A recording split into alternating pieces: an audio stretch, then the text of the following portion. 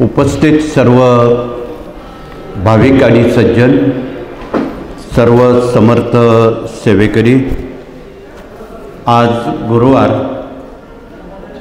गुरुवार आणि रविवार स्वामींच्या कार्याचा, जनता दरबाराचा, कामकाजाचा दिवस. आपला बहुमोल वेळ खर्ची घालून दूरवरून स्वामी चरणावर नतमस्तक आशीर्वाद घेण्यासाठी आपला बहुमोल वेळ खर्ची घालून आपण खरं तर उपस्थित झालात. कालपर्यंत आपण कार्तिक महिन्याचं एकादशी ते पौर्णिमा तुळस बाळकृष्ण विवाहात देशभरासह विविध केंद्रात हा उपक्रम यशस्वीरित्या पार पडलेला आहे आणि आता पालकांना वेध लागलेले आहेत मुला-मुलींच्या विवाहाचे. या चातुर्मासामध्ये आपण विवाह करत नाही. पूर्वीच्या प्रथेप्रमाणे तुळस बाळकृष्ण विवाह झाल्याशिवाय भारतीय संस्कृतीत मुलामुलींची विवाह करत नाही. म्हणून आता बऱ्याच पालकांचे वेध वधूवरांच्या विवाहाविषयाची एक चिंता मनात ठेवून ती शोधाशोध करत आहेत. आपणाला फार तसदी देण्याचं प्रयोजन नाही, परंतु गेली अनेक दशकं या ठिकाणासह सेवा केंद्रात विवाह मंडळं उभी केलेली आहेत, स्थापन केलेली आहेत.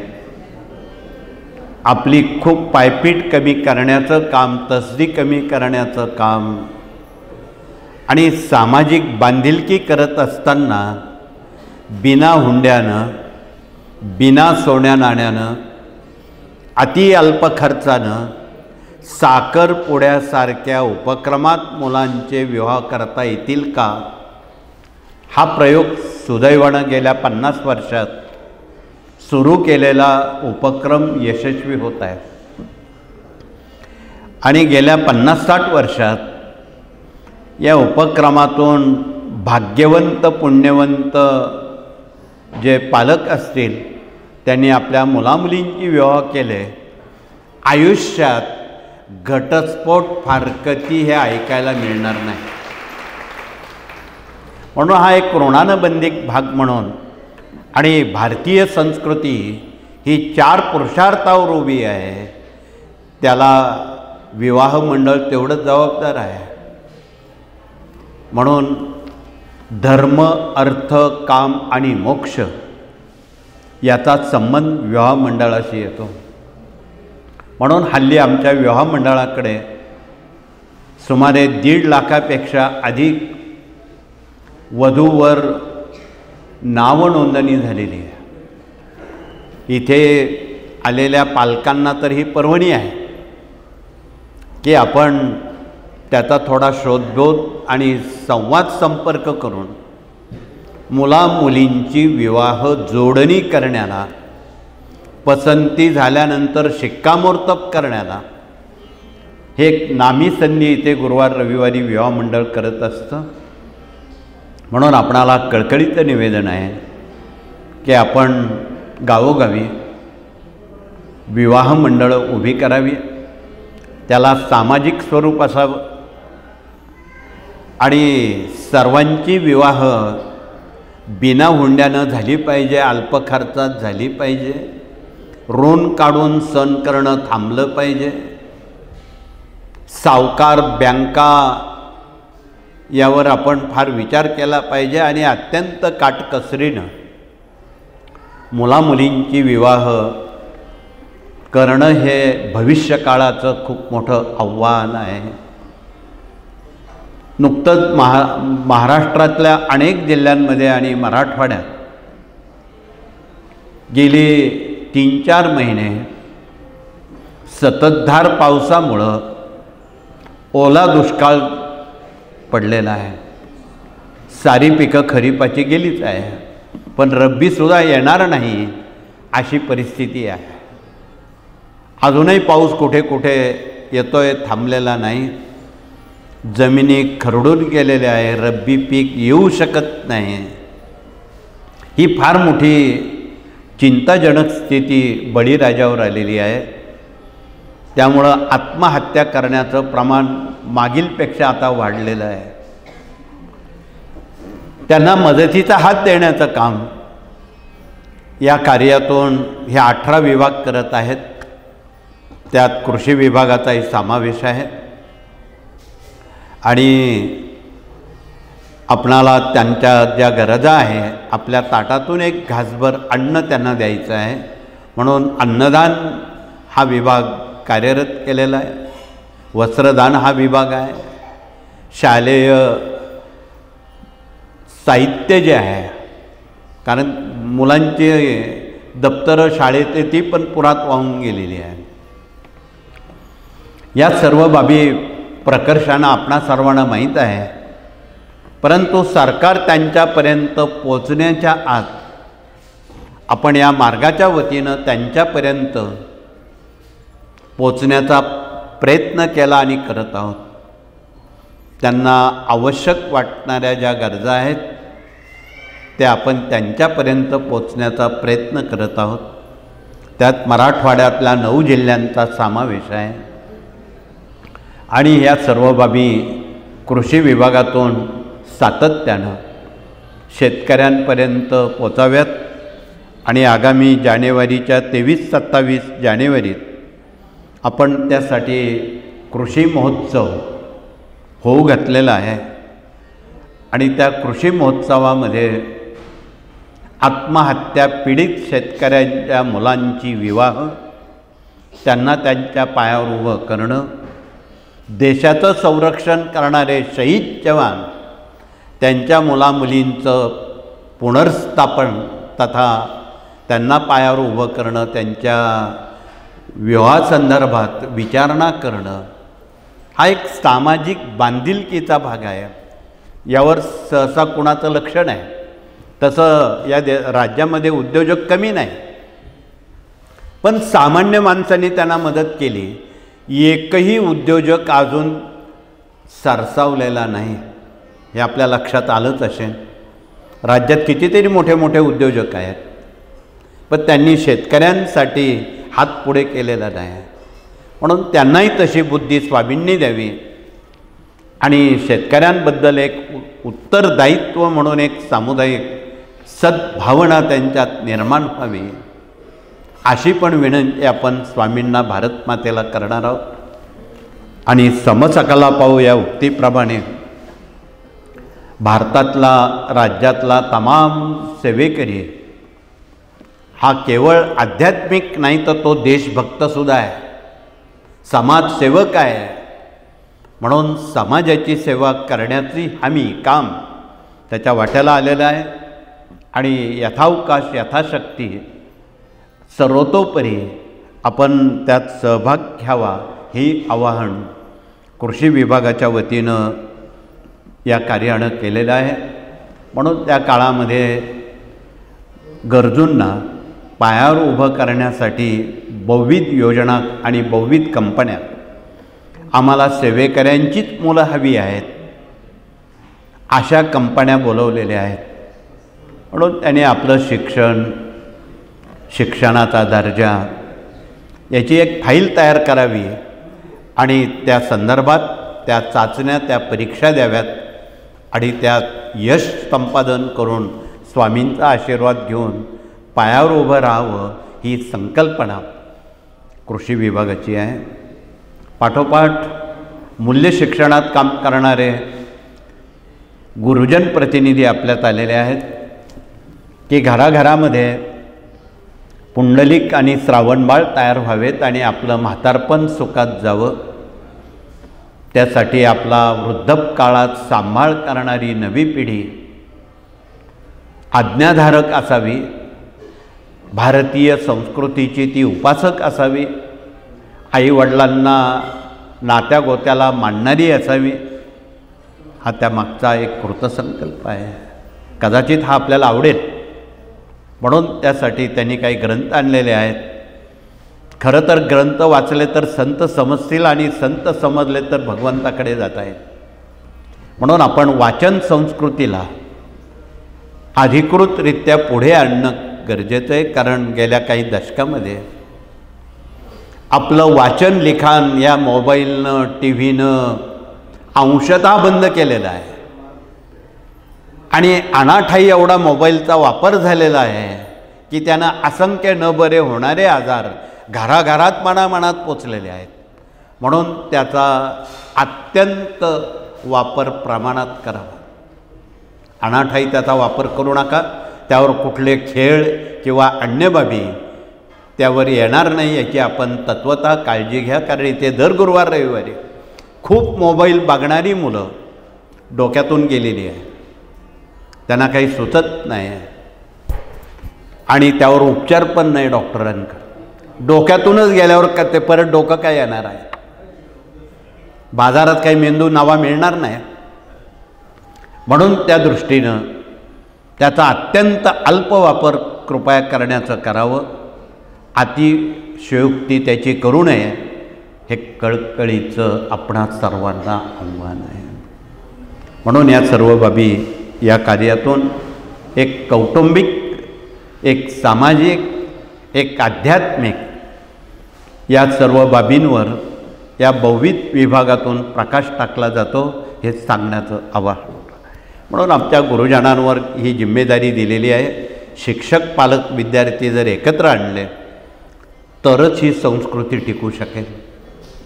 म्हणून त्यांना अत्यंत आपुलकीनं, गोड भाषेत, चांगल्या भाषेत त्यांना आईवडिलांचं महत्त्व, समाजाचं महत्त्व, संस्कृतीचं महत्त्व आपणाला त्यांना अत्यंत योग्य पद्धतीत पटवून सांगायचं आहे. तर पुढचा विभाग, इथे डॉक्टर लोक आलेले आहेत.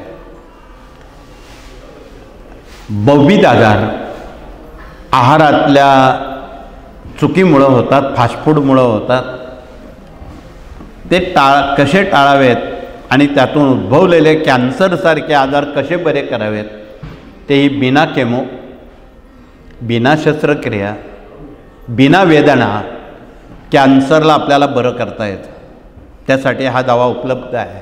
अर्थात ही औषधं थोडी कडू तुरट आहेत, डोळे झाकून घ्यावी लागतात.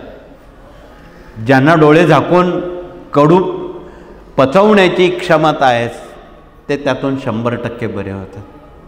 म्हणून आपणाला तोही भाग डॉक्टरांकडून कॅन्सरचे सर्व उपचार आपण समजावून घ्यावेत. त्यानंतर सप्तरंगी हा काढा आहे.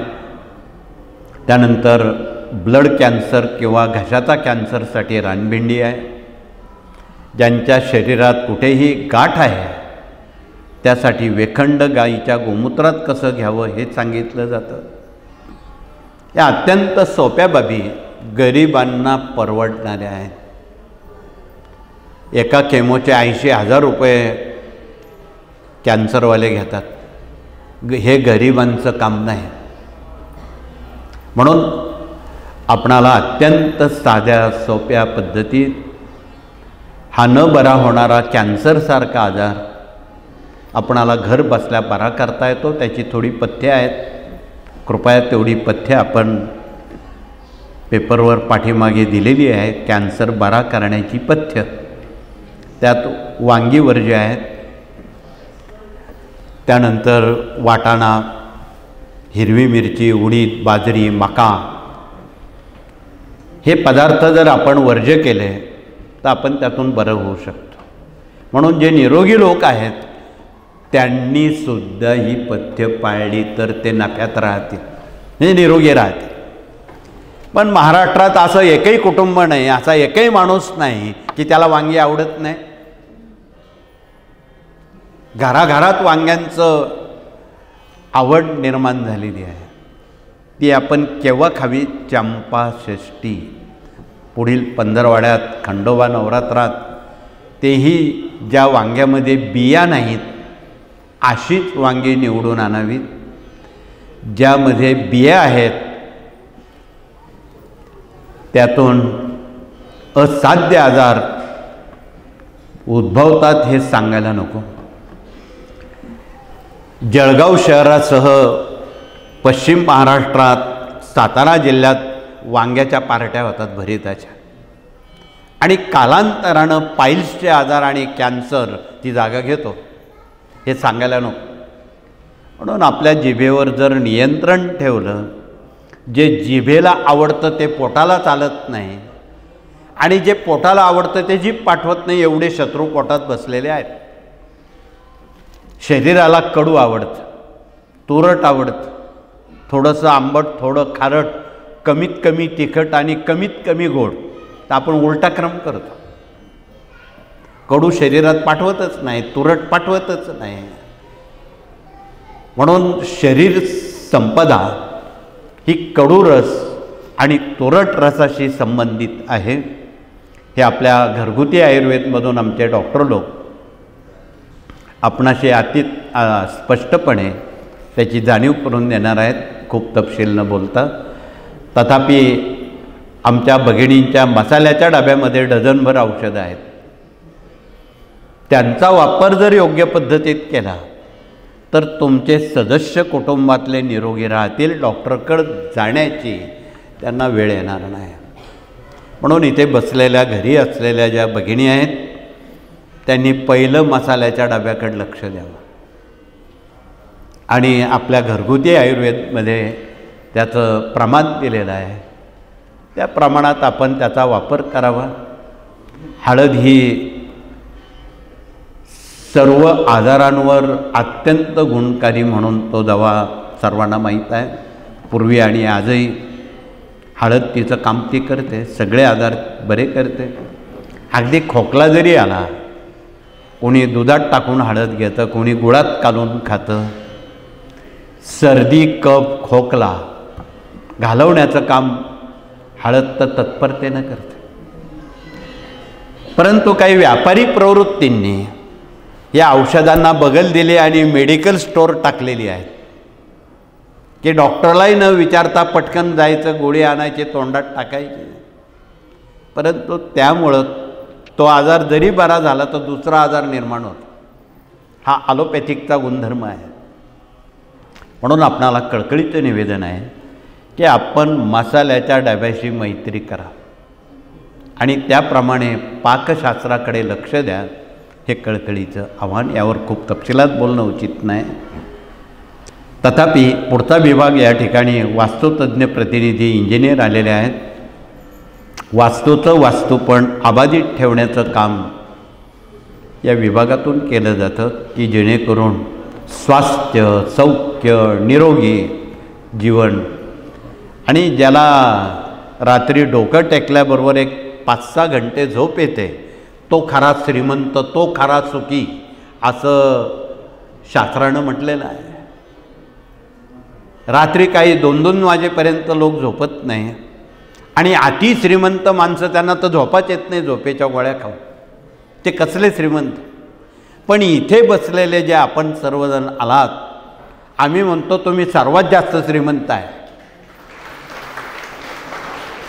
पैशानं नसाल, संपत्तीनं नसाल, परंतु माणुसकीच्या संस्कृतीनं मात्र आपण श्रीमंत आहात. हा शिक्का आपल्यावर पडलेला आहे. म्हणून वास्तूचं वास्तूपण अबाधित ठेवण्यासाठी अनावश्यक तोडफोड न करता सुलभ पद्धतीनं आपणाला वास्तूचा अंतरंग समजून घेता आला पाहिजे. तोही आपण स्वतः शिका. ज्ञानदान 1 ते 4 ग्रंथांची जर पानं चाळली, त्या आकृत्या बघितल्या, तर 4थी इयत्तेत शिकलेला मुलगासुद्धा वास्तुशास्त्र पाठांतर करेन. इतकं सोपं मार्गदर्शन या शास्त्रानं जगाच्या, देशाच्या हितासाठी दिलेलं आहे. त्याची कृपया पानं चाळा. हे कळकळीचं आव्हान. मग त्यात दिलेलं आहे, घरात बंद पडलेली घड्याळं, तुटलेल्या चपला, फाटलेले कपडे, फुटलेली भांडी, किचनला काळ्या रंगाचा दगड, या साऱ्या गोष्टी डोक्यावर कर्ज आणि आजारपणाकडे नेणाऱ्या आहेत. या दुर्दैवी आहेत, या नसाव्यात. म्हणून आपण सहानुभूतीपूर्वक ती पानं चाळा, नंतर आपण ठरवा योग्य अयोग्य ते आपण ठरवा. म्हणून आपण या सर्व बाबी आपणासमोर ठेवलेल्या आहेत. तो विचार कृपया आपण घरी गेल्यावर सहानुभूतीनं करावा, सर्वांना सांगून करावा, हे कळकळीचं आवाहन. पुढचा विभाग या ठिकाणी कायदेशीर सल्लागार म्हणून वकील आणि न्यायमूर्ती आलेले आहेत. त्यांनी कायद्याविषयक सर्वांना साप्ताहिक दैनिक सेवा केंद्रासह वैयक्तिक कामकाज कसं करावं, कायद्याच्या चौकटीत कसं असावं, या संदर्भात ते दिवसभरासाठी आपल्याशी संवाद साधणार आहेत. त्यांच्या ज्ञानाचा कृपया आपण लाभ घ्यावा, हे कळकळीचं आवाहन.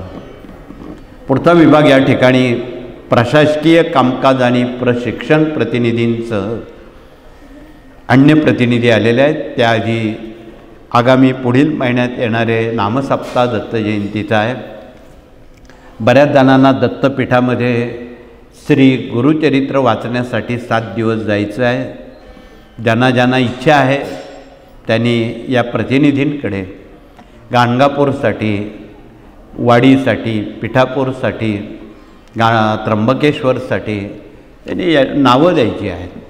म्हणजे पूर्वतयारी करणं, गैरसोय टाळणं हे आपल्या दृष्टीनं उचित ठरणार आहे. म्हणून आपण त्यासाठी हाही विषय मार्गी लावणं क्रमप्राप्त आहे.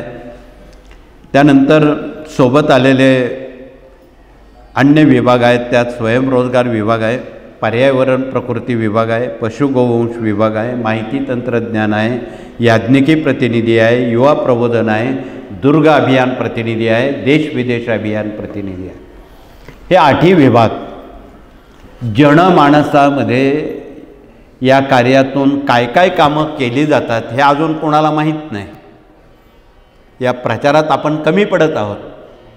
लोक थोडंसं करतात आणि पेपरला भलं मोठी बातमी सचित्र देतात, आणि आपण एवढं करतो ते एवढं सांगता येत नाही. मनभर करतो आणि कणभर सांगता येत नाही. म्हणून आपणाला सहानुभूतीपूर्वक, प्रामाणिकपणानं आणि निस्पृह निरपेक्ष बुद्धीनं या कार्याची अंतरंगातली वाटचाल जनतेपर्यंत अत्यंत नम्रपणे सांगावी, हे कळकळीचं आवाहन. आगामी येणाऱ्या ज्या काही राष्ट्रीय घटना आहेत, नैसर्गिक घटना आहेत, त्यात त्सुनामी आहे, भूकंप आहे, अजून पाऊस संपलेला नाही, अजूनही पुढच्या आठवड्यात पाऊस सांगितलेला आहे. म्हणून या सगळ्या अनिष्ट येणाऱ्या गोष्टी, अप्रिय घडणाऱ्या गोष्टी, त्यावर आपण उपाययोजना म्हणून श्री दुर्गा सप्तशतीचे पाठ चालू आहेत. 100 कोटी पाठाच्या संकल्पात आपण 91 कोटी पाठ श्री दुर्गा सप्तशती, स्वामी चरित्र आणि रुद्रसेवा इथपर्यंत वाटचाल करत आहोत. आगामी राहिलेला ग्रहपाठ जर आपण लवकर पूर्ण केला तर आसमानी सुलतानी संकटातून आपण तरू शकाल. म्हणून आपणाला या गेल्या 4 महिन्यापासून चातुर्मासात स्वामींचा जप लिहायला लावलेला आहे, सप्तशती वाचायला लावलेली आहे. श्रावण महिन्यात आपण शंकराची सेवा केलेली आहे. या सर्व सेवा कामात येणाऱ्या आहेत. आणि 12 लक्ष जप आपणाला स्वामींचा पूर्ण करायचा आहे यथावकाश. त्याला वेळेचं बंधन नाही. आमच्या पुण्या मुंबईच्या लोकांनी हे जवळजवळ 6 लक्ष पूर्ण करण्यात आलेले आहेत. आता त्यांचा अर्ध्यावर ते आलेले आहेत आणि लवकरच ते 12 लक्षापर्यंत वाटचाल करणार आहेत. इथे बसलेल्या, घरी असलेल्या भाविक आणि सेवेकऱ्यांनी जर आपण 12 लक्ष जप स्वामींचा लिहून पूर्ण केला तर स्वामींनी एक हमी तुम्हाला दिलेली आहे. तुमच्या समोर, तुमच्या कुटुंबात तुम्हाला एकही समस्या ते निर्माण होऊ देणार नाहीत. त्यावर फार मोठी ऊर्जा आणि आशीर्वाद त्या जपात आहे. जसं वाल्या कोळ्यानं मारा मारा मारा म्हणता म्हणता राम राम हा शब्द जोडला गेला आणि त्यात त्याचा उद्धार झाला. तसं आयुष्याचा उद्धार श्री स्वामी समर्थ जपात आहे. म्हणून आपण आपल्या जीवनाचा उद्धार करायचा असेल तर आपण 12 लक्ष स्वामींचा जप कृपया करावा. यात सबब सांगू नये, वेळ अलीकड पलीकड कोणतीही चालेल, परंतु ते उद्दिष्ट आपण सहकार्यानं पूर्ण करावं. म्हणजे आपणाला निश्चितपणे या सर्व आपत्तीवर मात करण्याचं सामर्थ्य आणि आशीर्वाद आणि ऊर्जा स्वामी देतील, यात दुमत नाही. हे सारे विभाग आपणाशी संवाद समुपदेशन संपर्क करणार असून शेवटचा विभाग मराठी अस्मिता आणि भारतीय संस्कृती आमच्या माता भगिनींकडे आहे. वर्षभराच्या 12ही महिन्यात येणारे सण वार व्रत वैकल्य कुलधर्म कुलाचार देवी खंडोबा गोत्र हे बऱ्याच जणांना माहीत नाही. खानदेशमध्ये तर ग्रामदेवतेला कुलदेवता मानतात. म्हणून त्यांनासुद्धा नीटनेटकेपणानं प्रश्न उत्तर करणाऱ्या प्रतिनिधींनी बाबा तुझी देवी महाराष्ट्रात 4 पीठांपैकी कोणती आहे? तुळजापूर आहे, कोल्हापूर आहे, सप्तशृंग आहे का माहूर आहे? याविषयी अधिक माहिती आपल्या क्षात्रधर्मात दिलेली आहे. आपल्या काही जुन्या सेवेकऱ्यांकडे क्षात्रधर्म आहे, त्यांनी हात वरती करावा आणि सुमारे महाराष्ट्र रहिवाशांचे 7000 कुळं आणि मुख्य 96 कुळं याच्या राखण्यामध्ये गोत्र देवी खंडोबा याचा समावेश आहे. ते कृपया आपण बघावं. पूजेच्या वेळी गुरुजी विचारतात तुमचं गोत्र कोणतं? सांगता येत नाही. म्हणून त्या राखण्यात बघा तुमचं गोत्र कोणतं आहे. तथापि त्यात अजून एक दुरुस्ती आहे. एक 4-5 आडनावं तुम्हाला त्यात मिळणार नाही. पाटील हे आडनाव नाही, तो हुद्दा आहे. देशमुख हे आडनाव नाही, तो हुद्दा आहे. तुमचं मूळ कुळ शोधावं लागेल. जोशी कुलकर्णी देशपांडे हे हुद्दे आहेत, ही आडनावं नाहीत. आणि अनेक जणांनी गावाची आडनावं लावून दिलेली आहे. नाशिककर औरंगाबादकर दिंडोरकर ही आडनावं नाहीत. कृपया गैरसमज नसावा. म्हणून यात तुम्हाला अभ्यास करण्याला एक नामी संधी दिलेली आहे. आपलं मूळ कुळ शोधा. म्हणून मूळ वडाचं झाड अकलेचं कोट हा शब्द स्वामींनी कुणासाठी वापरला त्याचं पण चिंतन करा. असो तर अशा पद्धतीनं आपणाला या विभागातून या सर्व संस्कृतीची माहिती बारीक सारीक आमच्या भगिनी आपणाला देतील. आज काही भगिनींनी 2 प्रश्न आणलेले आहेत. एक व्यसनाधीनता घालवण्याचा प्रश्न आहे आणि डोक्यावरचं कर्ज निवारण्यासाठी विचारलेला प्रश्न आहे. या दोन्ही प्रश्नांना आमच्या भगिनी तुम्हाला दिवसभरासाठी लेखी उत्तर देणार आहेत. ज्यांच्या कुटुंबामध्ये व्यसनाधीन आहे त्यांनी शंकराच्या पिंडीवर महिम्न किंवा रुद्र वाचून अभिषेक करून ते तीर्थ परिवाराला संबंधितांना द्यावं.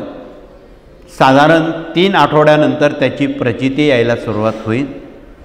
परंतु आपण ते दीर्घकाल द्यावं, अल्पकाळ देण्यापेक्षा. डोक्यावर वाढणारं जे कर्ज आहे ते खाली आणण्यासाठी त्याचा उपाय आहे श्रीयंत्र. हे श्रीयंत्र आहे. लक्ष्मीला कमळ प्रिय आहे. कमळ ही लक्ष्मीचं वाहन आहे. परंतु रोज 108 कमळं आपण कुठून आणणार? म्हणून कमळगड्ड्याची माळ जर आपण अर्पण केली त्या श्रीयंत्रावर आणि रोज 16 वेळा श्रीसूक्ताचं पठण केलं, त्यात विष्णू लक्ष्मी गायत्री कुबेर मंत्र व्यंकटेश स्तोत्र वाचून ही सेवा पूर्ण केली तर साधारण 3 आठवड्यानंतर डोक्यावरचं कर्ज हळूहळू खाली आणि निश्चितपणे त्याप्रमाणे आपणाला त्याची अनुभूती येईल. हा त्यामागचा उद्देश आहे. त्या दृष्टीनं प्रति पौर्णिमेला आमच्या साऱ्या जगातल्या देशातल्या राज्यातल्या भगिनी स्वतः सत्यनारायण करतात. सत्यनारायण हे लक्ष्मीचं व्रत आहे. एक वाटीभर शेऱ्याचा प्रसाद म्हणून ही मराठी 5 अध्यायाची पोथी वाचून 3 सुपाऱ्या मांडून त्या सत्यनारायण करतात. पैकी ज्या भगिनी प्रतिपौर्णिमेला स्वतः सत्यनारायण करतात, त्यांनी हात वरती केला तर अन्य भगिनींना सांगायला सोपं होईल. थोडेसे हात आज वरती आलेत, परंतु मोठ्या प्रमाणात भगिनी नव्या आहेत, त्यांना हे कोण सांगेल. हात वरती असणाऱ्या आणि अस्मितेत काम करणाऱ्या भगिनींनी तुमची थोडा वेळ सगळी कामं बाजूला ठेवा आणि आलेल्या भगिनींना लक्ष्मी प्राप्ती आणि व्यसनाधीनता या विषयावर दिलखुलास सहानुभूतीपूर्वक मार्गदर्शन करा. हे कळकळीचं निवेदन आहे. यापेक्षा अधिक सांगणं, अधिक वेळ घेणं उचित नाही. आपण रात्रीपासून कोणी सकाळी अनेक तासांपासून इथे बसलात. मनाजीराव आपल्याजवळ फार वेळ बसत नाही, आम्हाला माहीत आहे. तास दीड तासानंतर मनाजीराव कंटाळतात, ते सांगतात घरी गेलंच पाहिजे, गाडी पकडलीच पाहिजे, स्वयंपाक केलाच पाहिजे, पोटात कावळे ओरडत आहेत. ही मानसिकता आम्ही ओळखतो. म्हणून ही मानसिकता अबाधित ठेवून आपणाला स्वामींचं कार्य जनमानसात पोचवण्याचं आपण प्रयोजन करावं, ग्राम अभियान करावं. केवळ त्या केंद्रात 4 भिंतीपुरतं मर्यादित काम करू नये. आरतीपुरतं आपण आलात तर पुढचा वेळ सेवेकऱ्यांच्या ग्राम अभियानात खर्ची घालावा. जे सेवेकरी नाहीत त्यांना आपण सेवेकरी करावं. त्यांना रोज 3 अध्याय स्वामी चरित्र वाचायला लावावेत, 11 माळा जप करायला लावावं, पंचमहायज्ञ करायला लावावं, शाकाहारी राहायला लावावं. मंगळवार उपवास भगिनींनी, गुरुवार उपवास पुरुषांनी करावेत. हे कोण सांगेल. याशिवाय तुम्ही सेवेकरी होऊ शकत नाही. आणि प्रतिवर्षाला एकदा तरी खंडोबा देवीला जाऊन त्यांचा सन्मान करावा. देवीला जाऊन हिरवी साडी, हिरवा खंड, ओटीचं सामान, पुरणाचा नैवेद्य आपण करावा. हे देवीला अभिप्रेत आहे. खंडोबाच्या मूळ स्थानावर जाऊन एक धोतरपान, उपरणं, 1.25 पाव हळद, पूर्णावरणाचा नैवेद्य करावा. हे खंडोबाला अभिप्रेत आहे आणि हे सामान्य माणसाला परवडणार आहे. एवढं जर आपण केलं तर स्वामी तुमचं 1 मिनिटात काम मार्गी लावतील. म्हणून या सर्व बाबी प्रकर्षानं सर्वांना सहानुभूतीपूर्वक सांगाव्यात. यात वेगळं काही स्वतःचं सांगू नये. बरेच लोक काही पांडित्य पाजळण्यासाठी भलतंच काहीतरी सांगतात. तसं न करता ते स्वामींना प्रिय नाही. ही आपली साधी भोळी सेवा सर्वांपर्यंत आपणाला पोचवता आली पाहिजे. त्यात कुठलाही शहाणपणा किंवा प्रतिष्ठा हा भाग किंवा जाहिरात करू नये, हे कळकळीचं आवाहन आहे. केलेली सेवा स्वामींच्या चरणावर आपण रुजू करू. स्वामींना भूषणावं होईल असं वागू. महिन्याकाठी 30 सेवेकरी कुटुंबात आपण घडू. त्या निमित्तानं महिन्यात 30 कुटुंब घडली जातील. त्यांचं 30 जणांचं पुण्य तुमच्या खात्यावर जमा होईल. ही फार मोठी बचत बँक आहे. आणि याप्रमाणे आपण ही सेवा कृपया सहानुभूतीपूर्वक करावी, एवढंच कळकळीचं सांगून या पुढील येणाऱ्या कालाच्या आपणा सर्वांना मनापासून शुभेच्छा देऊन हात जोडून प्रार्थना करू. आणि प्रार्थनेनंतर सर्वप्रथम मौनानं भगिनी नंबर 1च्या गेटनं समाधीमठ औदुंबर परिक्रमा न करता दरबारात हात जोडून स्वामींना नमस्कार करतील. नंबर 2च्या गेटनं तदनंतर पुरुष वर्ग त्याप्रमाणे आचरण अनुकरण करतील. आणि पुढचं नियोजन आमचे प्रतिनिधी आपणाशी संबोधित करतील. आज गुरुवार आहे. मधल्या वेळेत आपण स्वामी चरित्र सारामृताचं वाचन पठण करणार आहोत. तर यज्ञभूमीमध्ये भाग्यवंत लोक सप्तशती वाचण्यात भगिनी तत्पर आहेत. त्यांनी त्यात वेळ द्यावा आणि ही देशभक्ती, राष्ट्रभक्ती जनसामान्यांपर्यंत कृपया पोचवावी. एवढं समजून सांगावं, एवढंच कळकळीचं सांगून आपण हात जोडून प्रार्थना करू आणि हे सत्र या ठिकाणी थांबू. श्री स्वामी समर्थ.